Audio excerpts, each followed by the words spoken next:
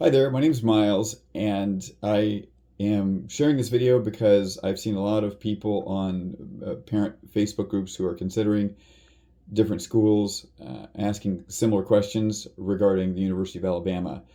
And we were in that same boat in the spring of 2022, so I just wanted to share our experience, both about our reluctance to even consider the University of Alabama, as well as some of the pros and cons from both my son's experience and our experience in having him go there.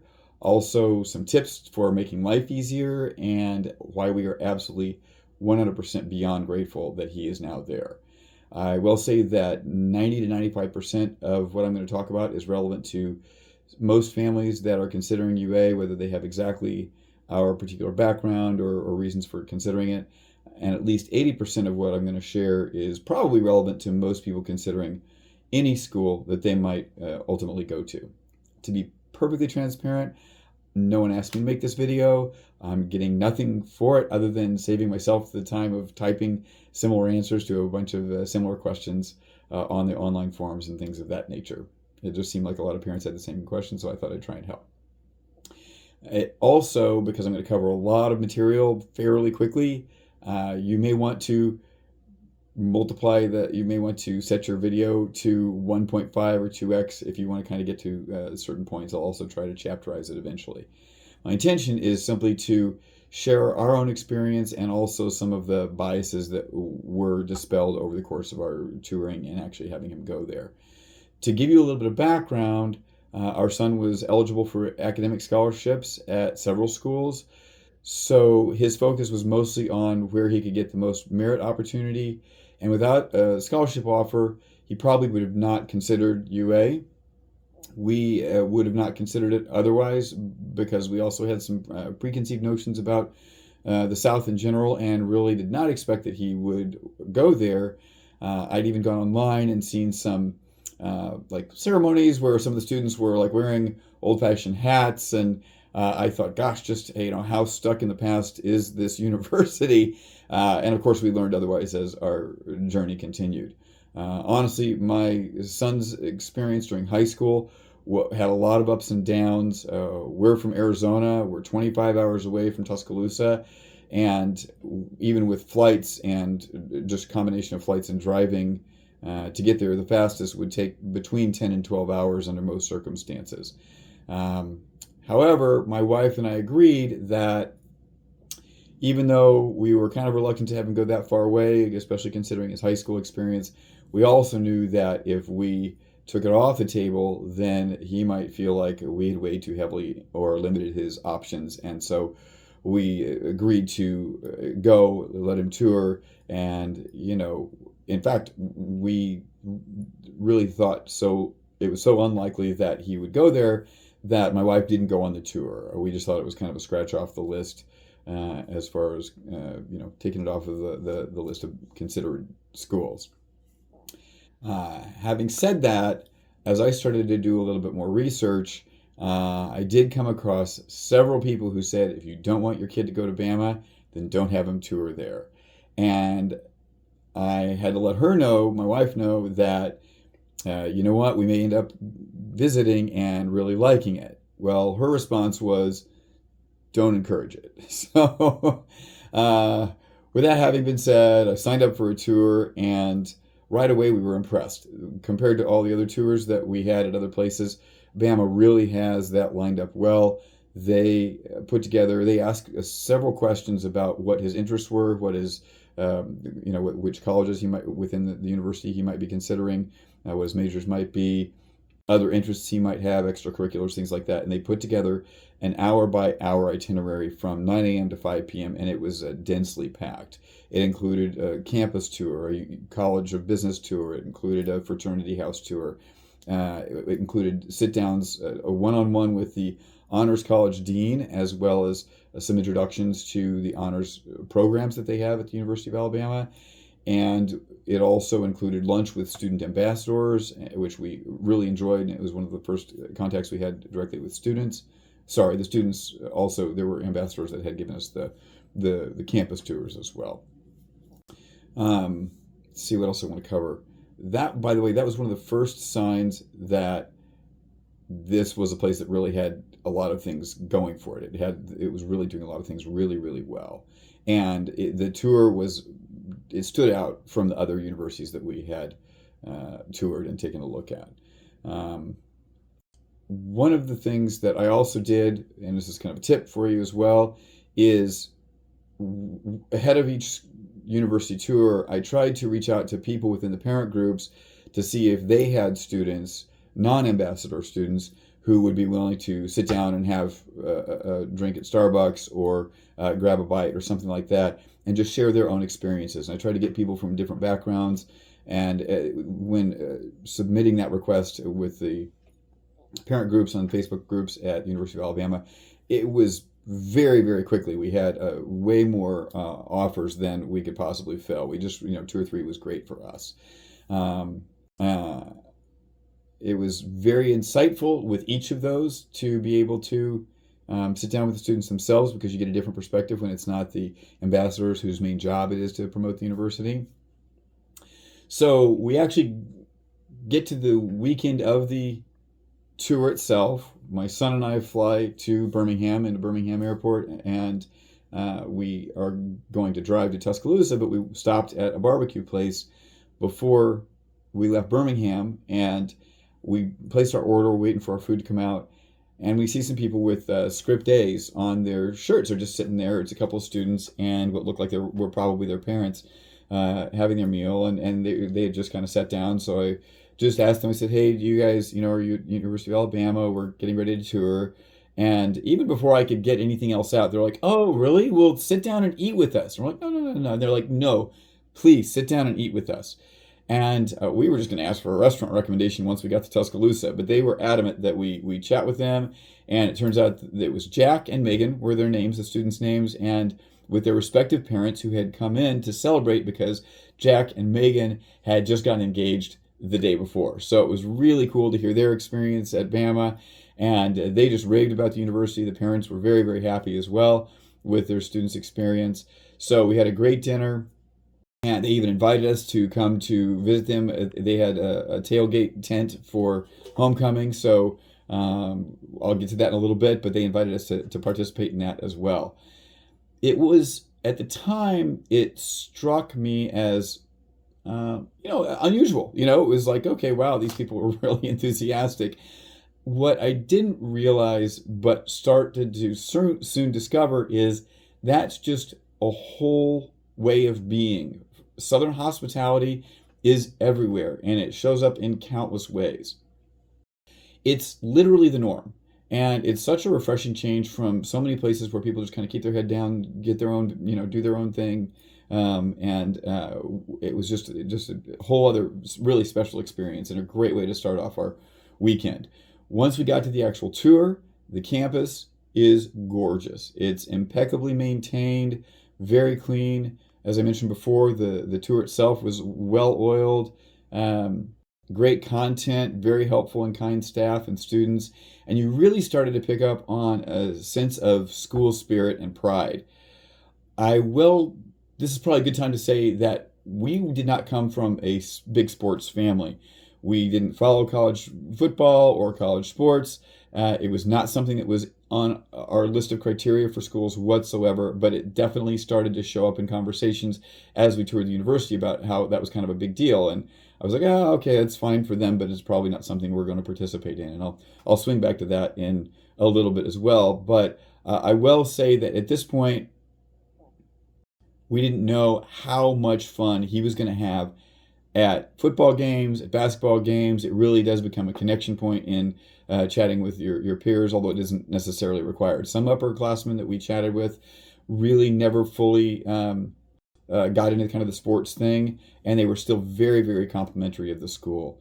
When I read parents' questions and comments online, they sometimes ask, gosh, do you have to be into football or into sports? And you really don't. There were, as I said, lots of parents that, that's their student wasn't into that, and they were thrilled with it as well, thrilled with the school as well.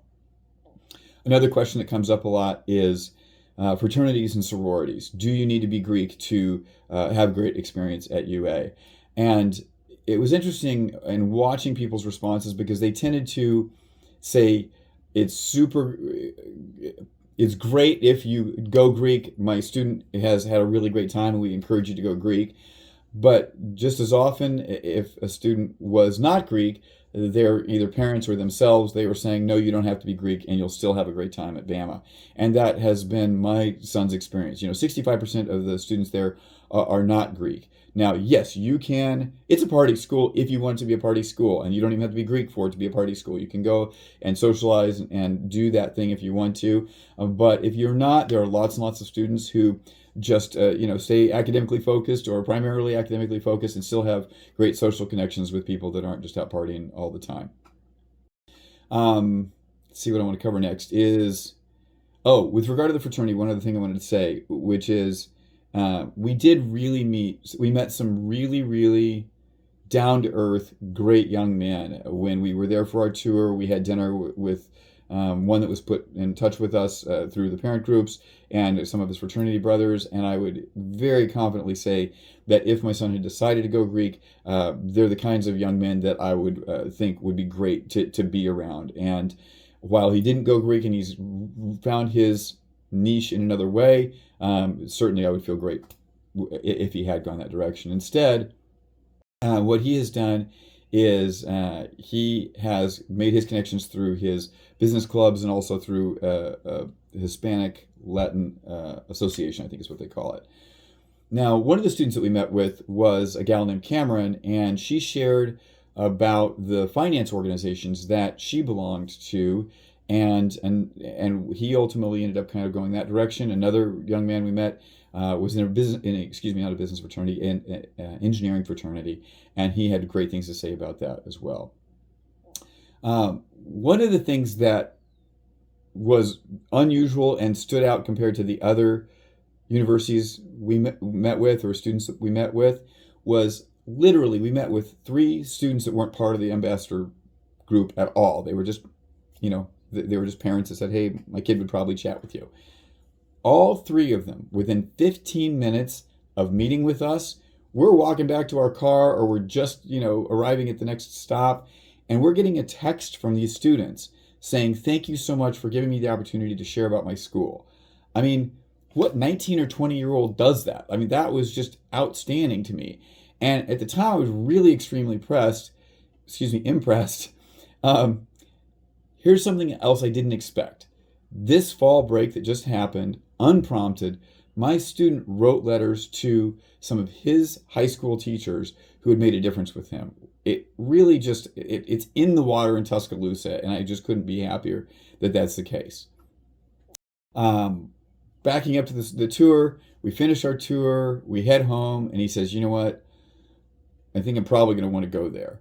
He said, I'll give it a week or two to make my final decision, but I think I'm probably headed that direction. Now, at this point, I schedule a second meeting with my alma mater, Arizona State, and specifically with the College of Business again, as well as a couple of students on campus, hoping that this time around I was very clear with them, could you please, make it super personal? And unfortunately, it did not go that way. I was kind of disappointed in that, but, it's all turned out, of course. At this point, I have a bit of a dilemma, bit of a situation, because my wife has said, please don't encourage him to go to Bama. And yet everything that I've experienced has been, head and shoulders above our other experiences as well. And I'm kind of wanting to go to school there. Needless to say, she had her concerns and that he'd be all the way across the country. And I just hoped that it would all turn out. Sure enough, a week or two after we got back, he does make his decision, and it's Bama. And it was really a bittersweet time for us because 25 hours away, 2 flights to get there and, a couple of drives to make it happen. But we also knew that he was really, really looking forward to it, and that we just had to let go. He was going to have to sink or swim on his own, and that was scary for us, for sure. His high school experience was not great, so it made it especially scary for us. But we trusted that it was going to work out, And it really, really has. One of the things that we've done, and you may want to do, if your student is one that you're used to having a lot of contact with, we scheduled a time to visit about every 5 weeks. Either we would be there or he would be back for fall break or for winter break. And so that worked out really, really well. It's just a chance to like see them face to face, know that they're doing great was very, very helpful for our peace of mind. A few days after, a few weeks after decision day, he's graduated high school, and it's one morning. He happens to be getting up kind of early, which I thought was a little unusual for summer break. And I said, "What are you up to?" And he says, "Well, I'm starting an online finance class, an investment finance class today." And I'm like, "What?" And he said, "Yeah, I that thing that Cameron talked about. I really want to do that club where they manage a portfolio for an endowment for the university, and it's a really selective process. So I want to take a financial accounting class over the summer, so I have a really strong interview." I'm like, wait, this is the same kid that almost on a daily basis I have to beg and remind to just empty his half of the dishwasher and pick up his socks. And yet here he is completely taking initiative on his own. But big win, we're thrilled about that. So holy cow, super proud of him. Well, fast forwarding a couple weeks later, over the summer, the three of us attend the orientation, the Bama Bound program that they have. At this point, my wife comes with us. It was just as well run as the original tour. Great info for everybody that was involved. Again, a lot of school spirit showed up, which was really fun for us to see. And at this point, once she set foot on campus, once she had been to the first hour or two of orientation, she got it. It was like, it's going to be okay. It's going to be fine. And she's like, "Can I sign up for classes too?" So now maybe all the three of us are going to end up there. Who knows? A few weeks after that, he moves in, and yet again, well-oiled machine, very smooth move-in process. They've got a whole system set up for it. Moves very quickly.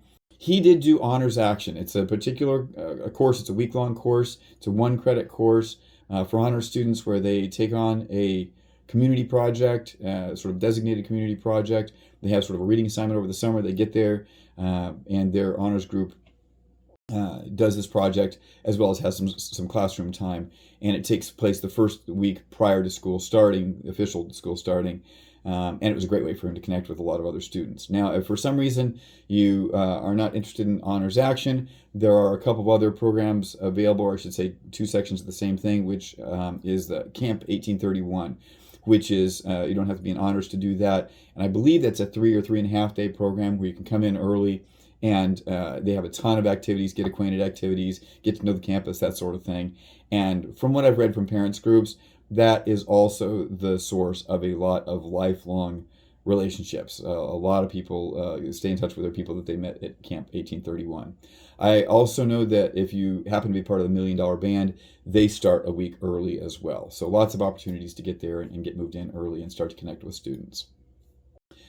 The university itself has an entire team called the First Year Experience Team, and they are dedicated to helping students acclimate to life away from home, getting familiar with the campus, and also finding organizations that align with their interests. My son's advice has been, like he said, the number one thing is leave your dorm room. Go out, explore, participate in different group activities that are offered by the student organizations and with colleges. He said that you can just roam the dorm and get to know people. He said that there are a lot of places where you can kind of just go from group to group to group in those first few weeks because everybody's from somewhere else. I shouldn't say everybody, but for most people, this is a new experience for them, and they have a relatively small, if any, number of people that they're coming from high school with. The university itself has well over 600, I don't know the exact number, but I know it's over 600 clubs and organizations that you can get involved with. Also, my son said you can just chat it up with people in the laundry room when you're doing your laundry. There are common kitchens on the residence hall floors that he would make pasta and people would come over and just start chatting and play ping pong, things like that. and get to know people. So lots of opportunities and various paths for getting to meet new people and feel right at home. Speaking of organizations, so my son ended up in Hispanic Latino Association. He also was accepted into 2 investment banking groups that I mentioned, one of which I mentioned earlier. Over the last few months, within those organizations, he has developed relationships with alumni who are professionals and mentors who check in with him and also offer professional advice as he explores his career paths and internships. He literally just got accepted for an internship in Madrid, and that he's a freshman, which is terrific. Along those lines, I consistently hear from parents in the parents groups that the Alumni Association, I shouldn't say the association, but just Alabama alumni in general, that network is really, really helpful and encouraging and supportive across the whole spectrum of disciplines. Now, to step back a bit, 5 weeks after school started, we made our first visit, not knowing exactly what to expect, although we chatted with him a little bit, and he was absolutely loving it. He had made friends with people from different countries and different backgrounds. He was having a great time without joining a fraternity. Sometime in the first few weeks, we were on the phone and we said to him, "Hey, how's it going? How are things going?" And we'd never heard him use this phrase before, and he says, "It's magical." And we couldn't have been happier. Frankly, we would have been happy if you just said something other than "it sucks." That would have been a major win for us. And it was really like top notch for us. And it has continued to be that way. I just talked to him yesterday, and he said it is absolutely still, he's having the time of his life, for sure. Now, a couple of tips. Move in. Actually, for move in, for football game weekends, for move out, for parents' weekend, any of those sorts of things, graduation, hotels and flights book early, and the rates can be up there. So the sooner that you book, the more options you'll have, and of course you can kind of monitor the flights in case they happen to come back down, the prices come back down or whatnot. I especially love Southwest because they make it very, very easy to just make that price adjustment. If you notice that the price has gone down, make the change, you're all done. Couple other tips around that. If you want to stay close by and save yourself a little bit of money, Northbridge is right across the river. It's about a 10-minute drive from campus, and some of the hotels are cheaper over there. Also, about 50 minutes away is a town called Hoover. It's a suburb of Birmingham. It's also where the Costco is, and their rates tend to be quite a bit better than the ones that are right near the campus during football weekends, etc. Another tip around that is Parents Weekend itself can be nutty. I've read a lot of comments that Parents Weekend is a tough weekend to get there, and actually, for a lot of people, they spend so much time standing in line, trying to find a place to restaurant, waiting for restaurant space to open up. And honestly, even just spending FaceTime with their kids can be a little challenging because some of their young people are involved with hosting activities or participating in activities on Parents Weekend that you as a parent don't actually get to spend as much time with them as you might hope. So I'm not saying don't go, but if you are crowd averse, there are some other opportunities available. We happened to go homecoming weekend, and while it was still pretty busy, we did not find it to be particularly challenging to get into restaurants or things like that at all. One thing we weren't prepared for was when we did go for homecoming weekend, we did not realize that our son was going to spend as much time as he did with his friends. He was so happy to be with them that he was like, he'd check in, we'd spend a little time, grab a meal, then he would be off again. But we would much rather have him doing that than clinging to us and feeling like he was homesick and lonely. So we'll take it.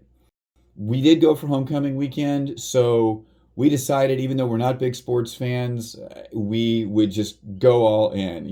Win in Rome or win in Tuscaloosa. So on Friday night, we went to the bonfire, the pep rally. Saturday, we went to the parade. We went to the tailgating, and then ultimately to the game.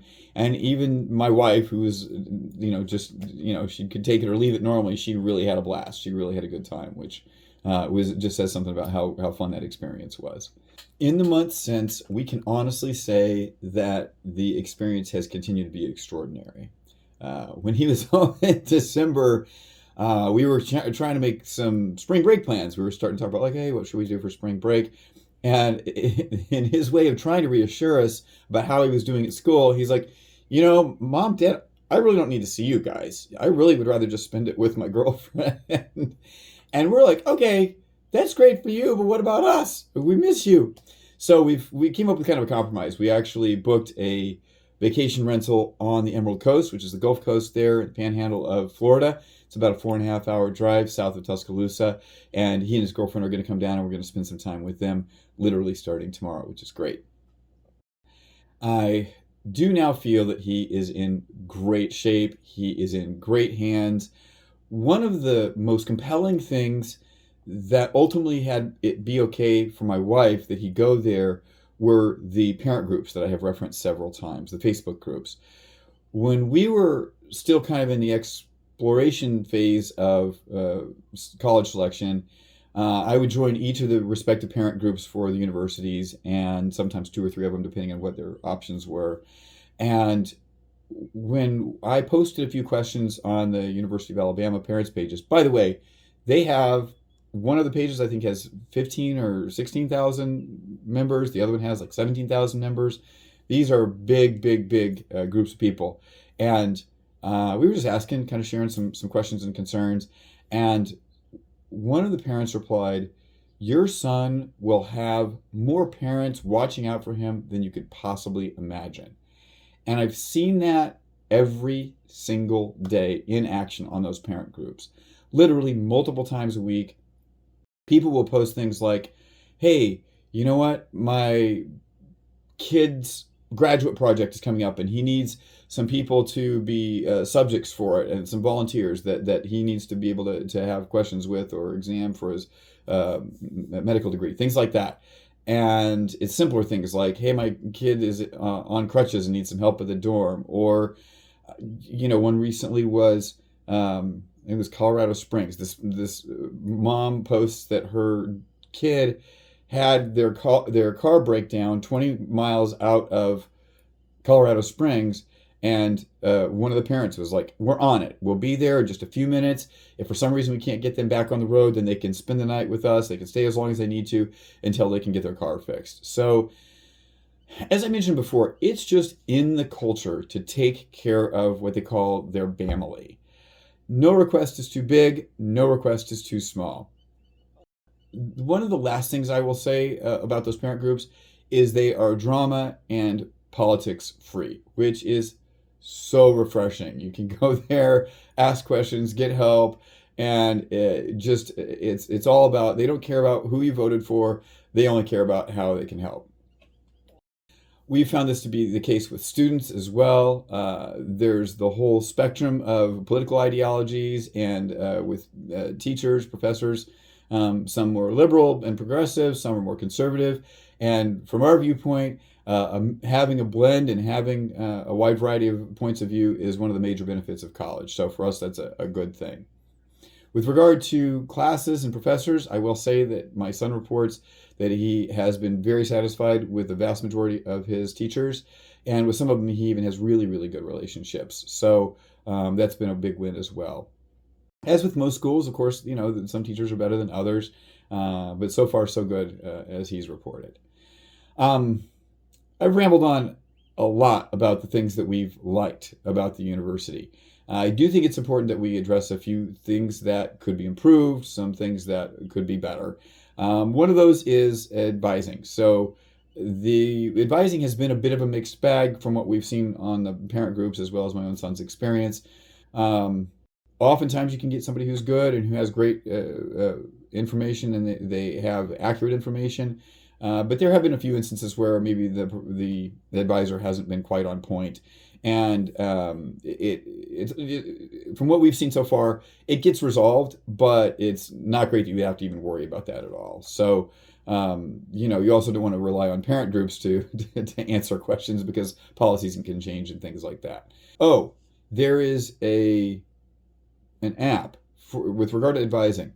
There is an app that allows you to, as a student, you can go in there and you can run different scenarios. You can punch in different classes. You can punch in a combination of majors. You're going to do a dual major or a major and a minor.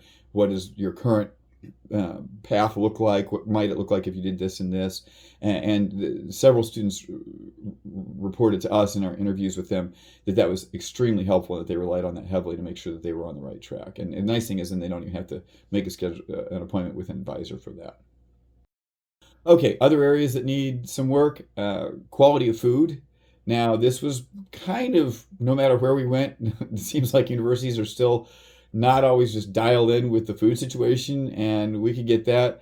And my son did report that, in fact, he swears that he and his roommates are sure that the Chick-fil-A and the Panda Express on campus are not the same as off campus. He says with Chick-fil-A, it has something to do with the type of oil that they use.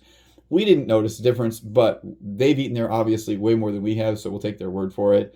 The dining halls themselves can have limited hours, which can make it challenging. Depending on where your residence hall is, it can sometimes take some strategic planning to have good meals, so that can be a little bit of a rub. On the perimeter of campus, there's a lot of restaurants and places to eat, and even things like there's a Publix deli, it's a grocery store deli that's right there. It's a short walk. There's things like Chick-fil-A, Chipotle and Jersey Mike's and Thai Basil restaurant that we really like. So lots and lots of choices, and those are just a few of the ones that are available. Another challenge is parking. Parking is on the perimeter of campus. This is true with a lot of campuses we visit, but not all. So all of the classes are sort of centralized, or I should say the vast majority of classes are centralized.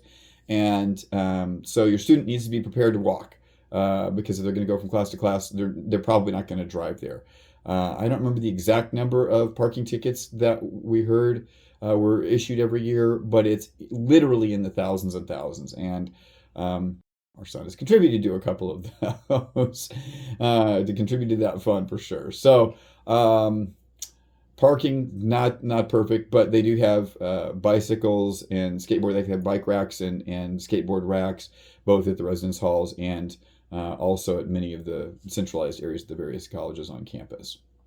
Another thing to keep in mind is it rains there a lot. It's really green, which is great, but it can be beautiful in the morning or midday, and then in an hour it can be a complete downpour. So you just want to be prepared for that. Have a poncho, fresh pair of socks, whatever you need to be prepared for rain. My son, we thought he would probably complain more about the rain than he has. Coming from Phoenix, we are not used to rain at all, and he has actually barely mentioned it in our conversations with him.